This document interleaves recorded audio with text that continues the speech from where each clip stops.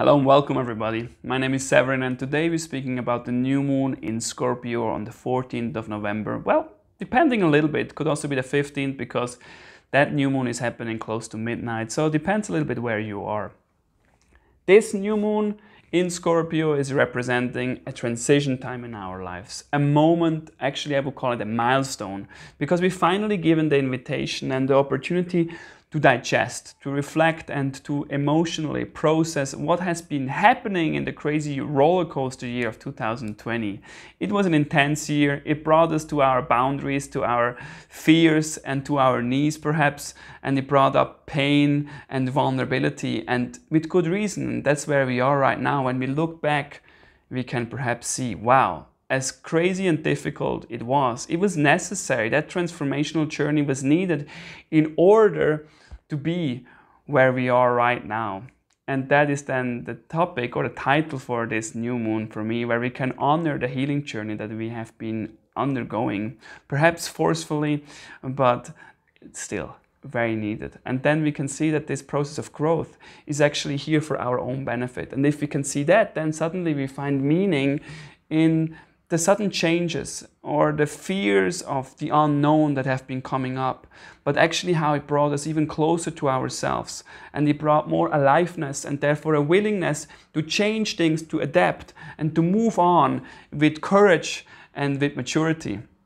And I think that's the theme with this new moon, that we can honor that journey a little bit more. But it's not just that. Also, this new moon is inviting us, or is the beginning point of the eclipse season. So in 2 weeks we will have a partial lunar eclipse in Gemini, so it's going to be a full moon in Gemini on the 30th of November.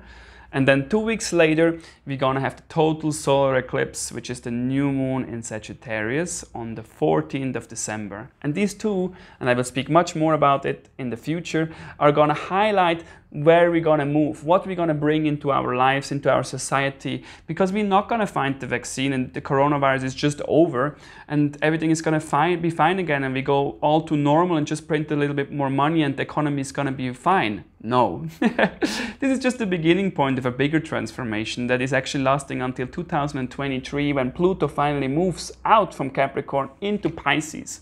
But we are just at the beginning of that whole journey. And right now, we are looking back towards the old before we move on to a new theme, the eclipse season, for the next 6 months. So let us go and honor a little bit of what we have been going through. So when I speak about honoring, then I would like to speak about Mercury retrograde is finally finished and Mars retrograde. These two have really pushed us into an internal, digestive and detoxic kind of process that we had to undergo.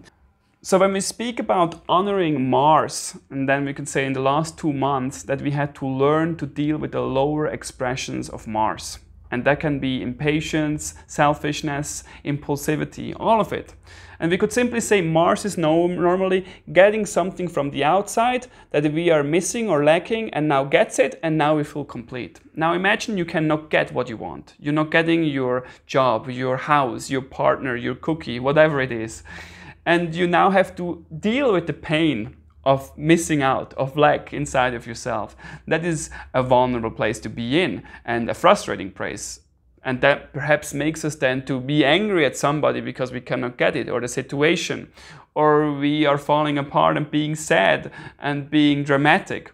While actually it's all about to stay put, to become more patient, to become less selfish, to become less aggressive or imposing or projecting, and just sitting with it for a little bit longer and wait until we can actually make peace with that painful part within ourselves. And that vulnerable side, then we can maybe communicate, and then another person understands us better, rather than just impose our power and just get what we want. And that makes us then really like where we could heal in the last 2 months, where we could more mature and therefore understand a little bit more like ourselves on a deeper level, and therefore really grow now and go forward in a much more mature way. And we're going now finally forward again.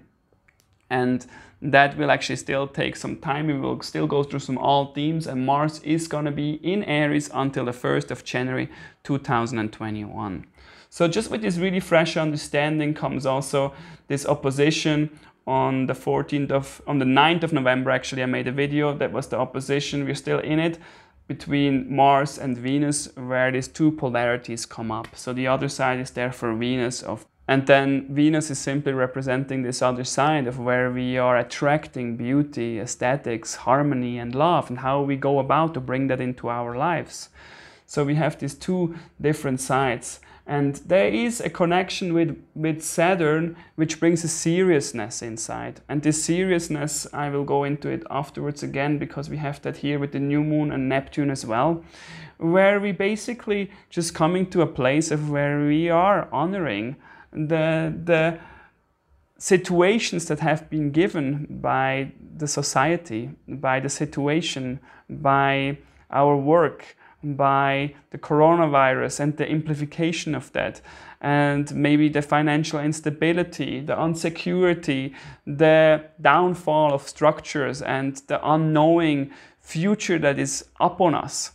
And this is then also like this Mercury and Uranus opposition just brings us deeper in that domain, because Mercury was retrograde and is now in Scorpio again, and Scorpio Mercury is already a deep reflective part within ourselves, but I would even say now with Uranus there, and we have Black Moon Lilith there as well close, we can perhaps even see on a deeper level, almost on an intuitive level, and perhaps even breaking free from old patterns, from old pain, and from old feelings that we haven't been understanding, and they have been ruling us unconsciously.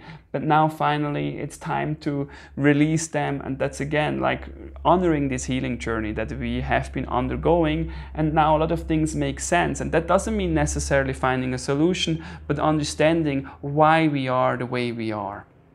And that then brings us here towards the moon and sun in Scorpio, also trining Neptune.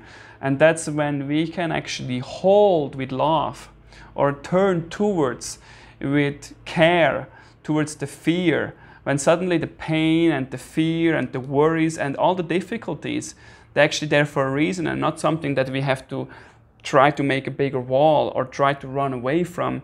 Like Mars sometimes, you know, give me something pleasant or something fun, an adventure, that I don't have to feel actually the agony or the insecurity of the future. Then we are running away from something that I have to deal with. And that needing to learn to embrace, and through intimacy with our challenges, with our difficulties, with our pain, we can embrace them. And then by that, we are not trying to make anything out of them. They can slowly, like the pressure can release itself, because it doesn't have to go anywhere. So that means then really when we find that healing, and that's where a lot of these points are turning towards Saturn, and also Jupiter and Pluto, where we can say, yeah, the enemy is the system, and at the same time the system is then, or it's like the fear, we could say, who brought up the fear, who brought up the pain? It's then the whole conspiracy theory. And it's not that they are right or wrong, but at the end of the day we still have to say, well, they pushed something, or they have represented something which I could project my pain upon. Or I could say, well, even though I don't agree with the system, which is falling anyway apart, and we don't know where it goes, and that's unknown, and that fear what's coming up pushes me into a very vulnerable and very sensitive and very fragile place.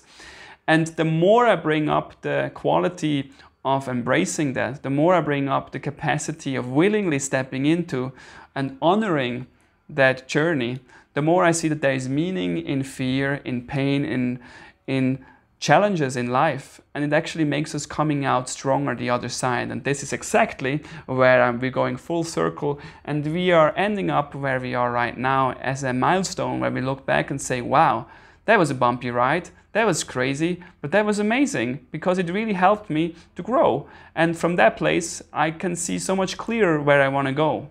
So with this, I really wish you that you have more meaning and clarity in your lives, and appreciate any likes, any comments from you, and I see you in 2 weeks again. Have a beautiful new moon in Scorpio. Goodbye.